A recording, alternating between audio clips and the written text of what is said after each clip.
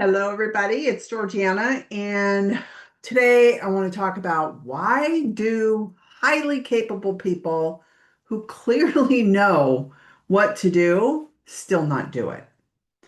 And so let's just start there. Think about it for a minute. I'm talking about people who know what to do. They know what they're doing, they've proved it, they've built a successful business, they have successful careers, successful lives, and they make great decisions all day long. They solve problems, they create results. And yet, there are still those things they clearly know they should do and they don't. Or maybe they just hesitate or they overthink it or they wait until the timing is right. Do you hear yourself in this at all? We all do this. It's human. So, it's a lot about sometimes getting to the point where we have to convince ourselves that we need just a little more information before we're ready. So, here's what's fascinating. We've been taught that knowledge creates action. If we know what to do, we learn what to do, then we will take action. And, you know, it does work in some cases because if we know more, if we know better, we'll do better, right? This has been a common belief. And here's the thing, if that were true, why do still some of the smartest, most accomplished people still stay stuck in the same patterns years after years? Why do successful business owners delay making decisions? Or leaders who avoid conversations that would move everything forward? And then there's the creative people who spend months refining something, making those changes with something that they could have shared weeks or months ago.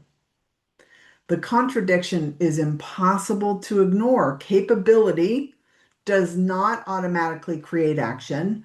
Knowledge does not automatically create execution, because if it did, you wouldn't experience procrastination or resistance or hesitation. You would simply do what you know to do. But that's not what happens, is it? And it doesn't happen that way for most people because maybe we've been asking the wrong question. Maybe the question isn't, how do I become more disciplined? Or how do I get more motivated? Or what strategy am I missing?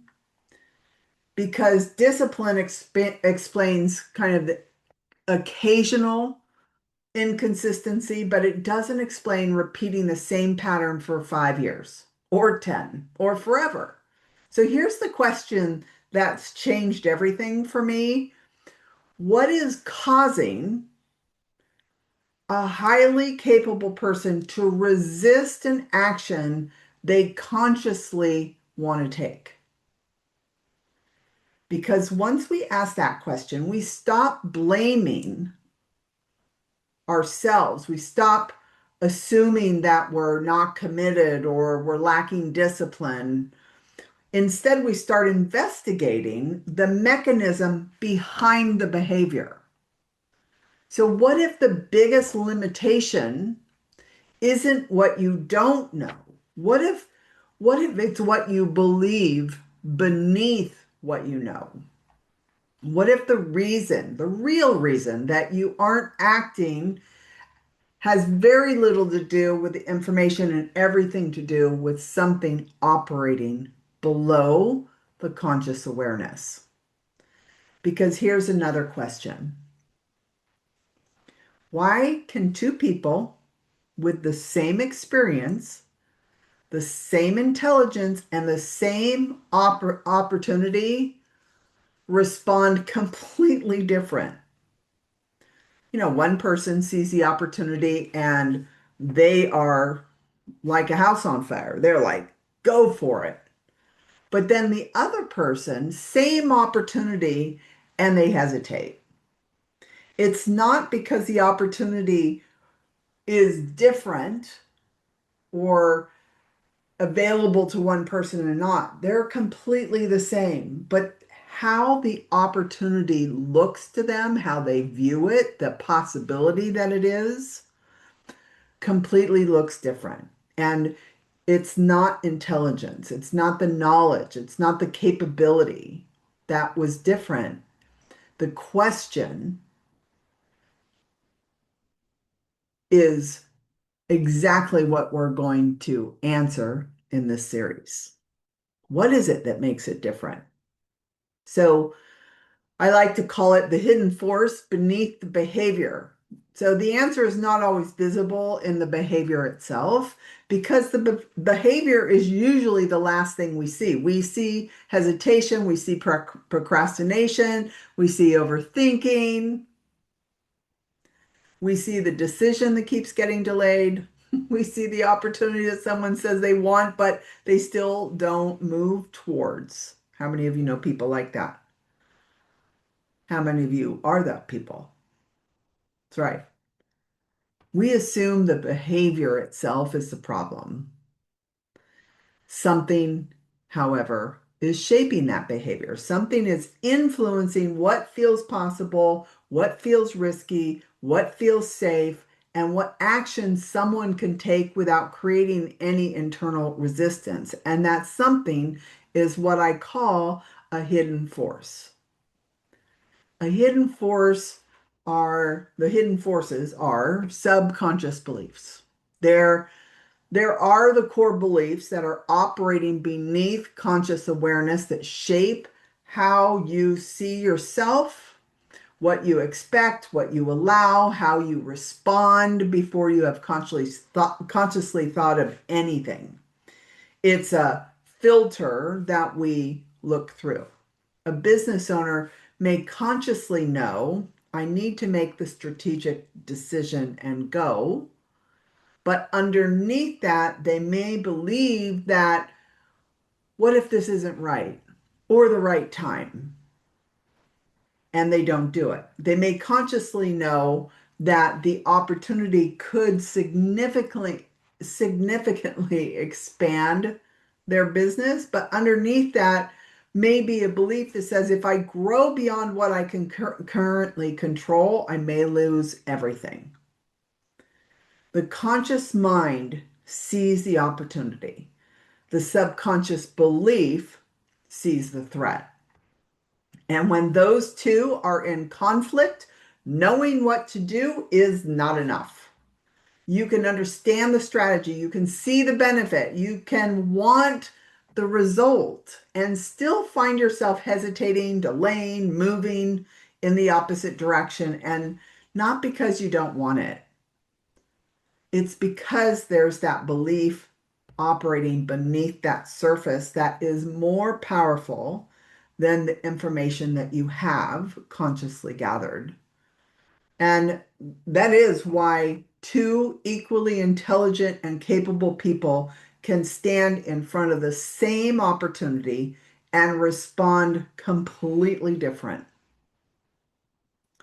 They're not responding only to that opportunity.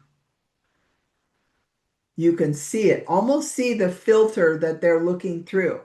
And they're what's giving the filter that they're looking through is what's giving them how they respond to that opportunity and what that opportunity looks like or means to them.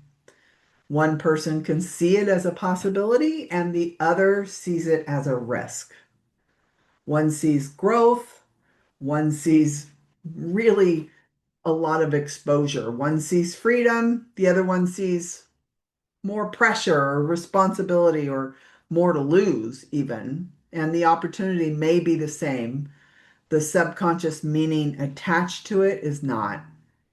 And that meaning is shaping the behavior. And this is where most people get trapped because they keep trying to change the visible behavior without identifying the belief that's creating it. All you have to do is look at all the productivity courses, all the different strategy courses, right? All the different things. And listen, you're successful. You have done a lot of the right things. And the thing about Olympic athletes or elite athletes who are always looking to get that 1% better, this is what we're looking at. So these subconscious beliefs aren't keeping people from getting and becoming successful. There's a lot of successful people who have never ever looked at their subconscious beliefs.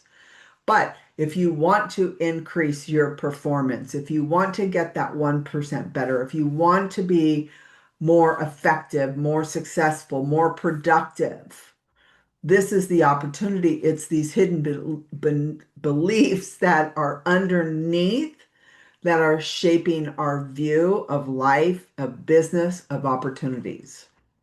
And these beliefs,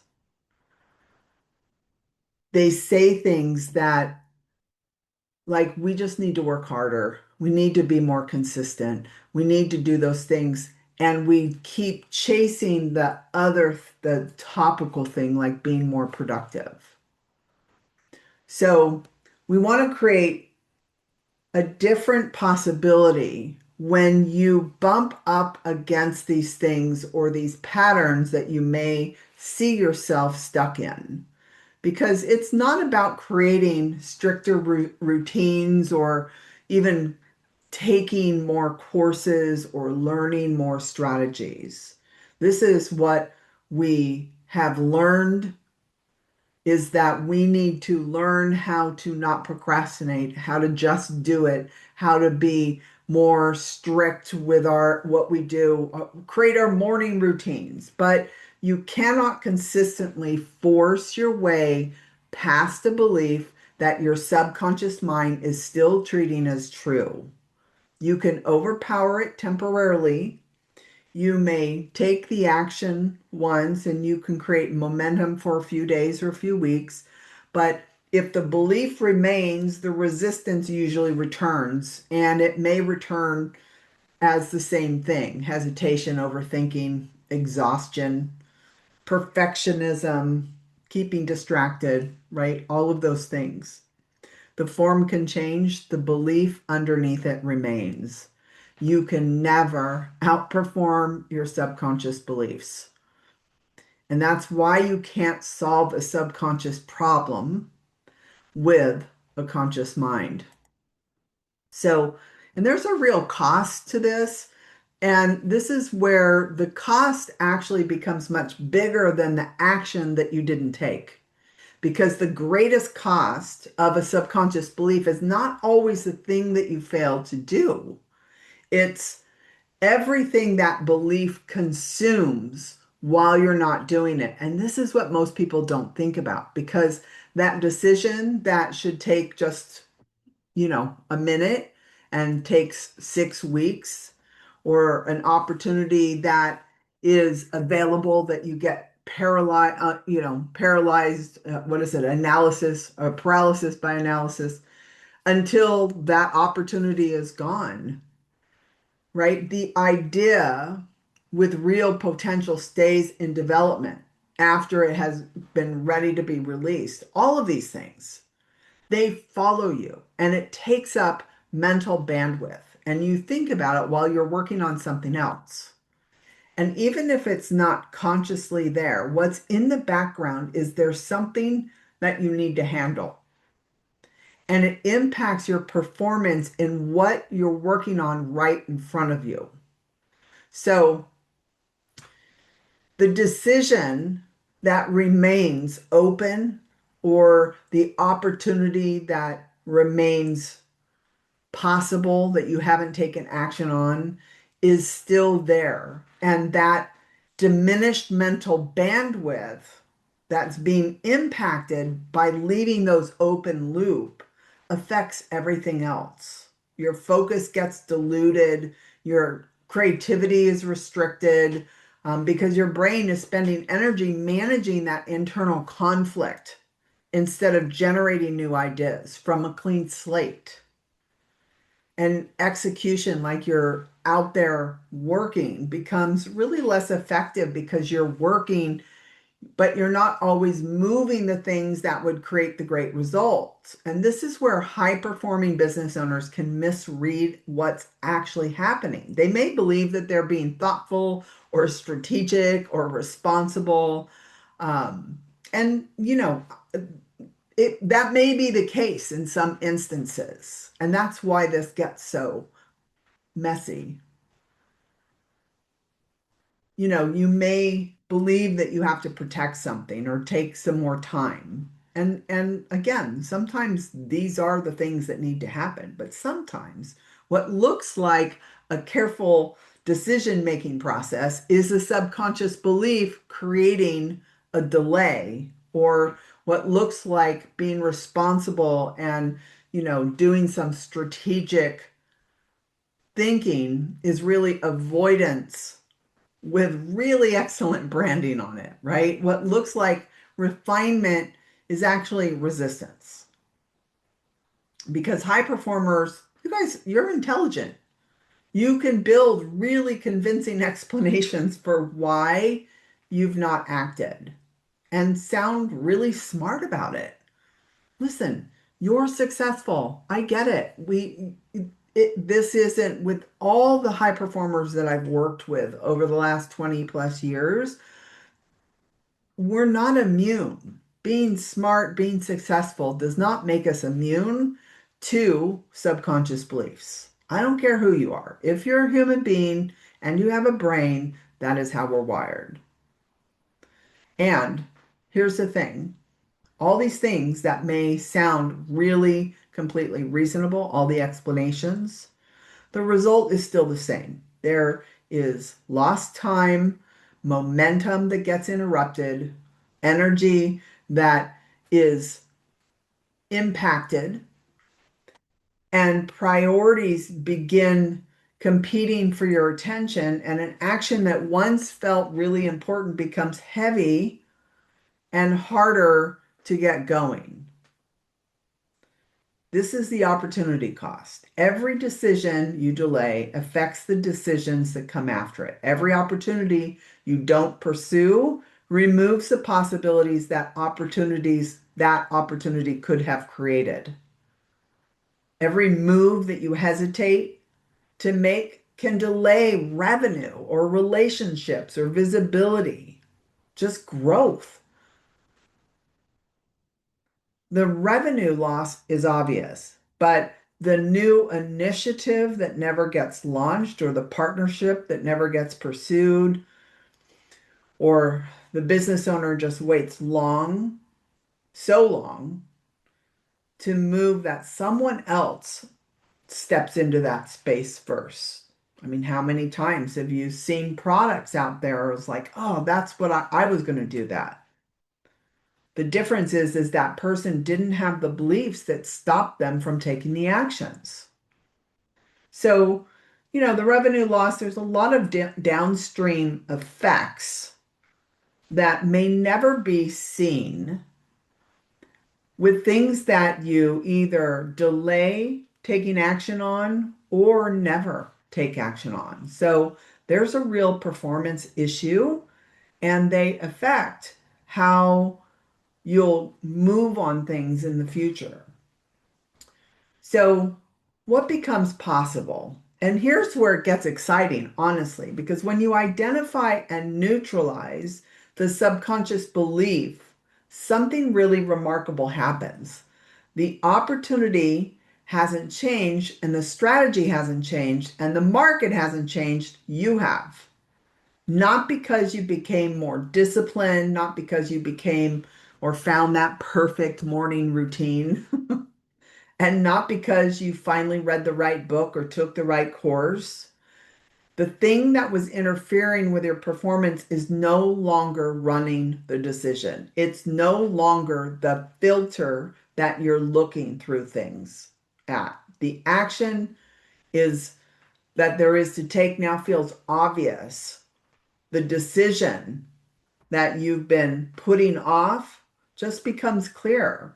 And that new opportunity that you've been questioning becomes something you simply say yes and you take action, or no.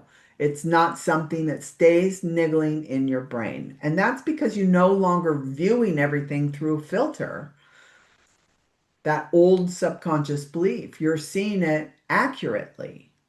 You're responding to what is actually in front of you, the reality of something, not what your subconscious mind has been telling you.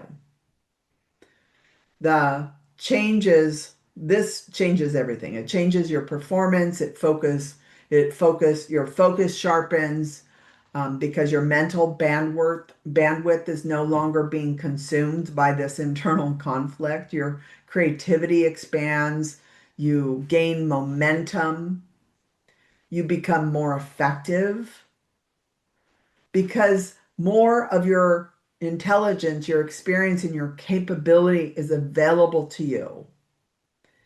It's almost like cleaning out your brain, creating this open space, and all the subconscious beliefs, the nonsense is cleared away.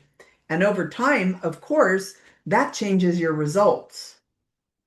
This is what I love about performance coaching is the opportunity to take your performance to a next level. The elite athlete who just wants that 1% better, which in the end can produce extraordinary results.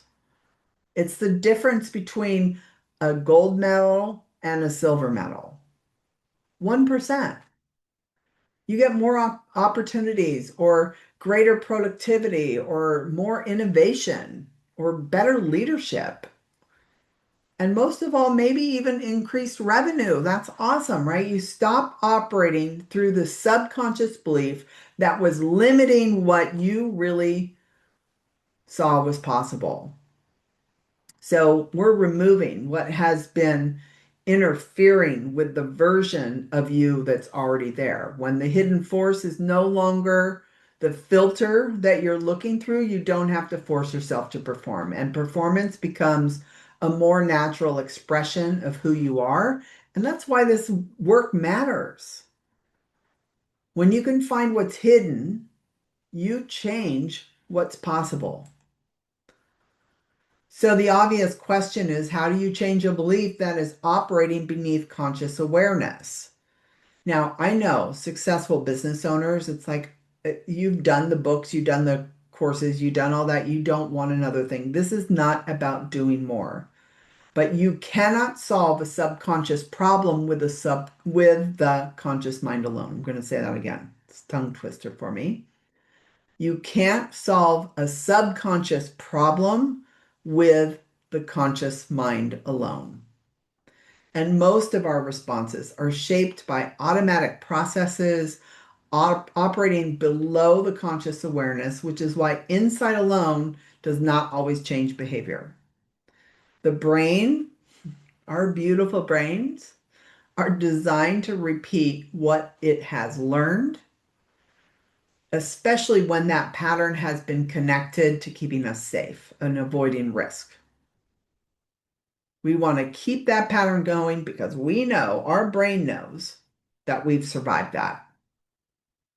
And in my work, I use the MAP method to identify and neutralize the subconscious beliefs that are creating this resistance.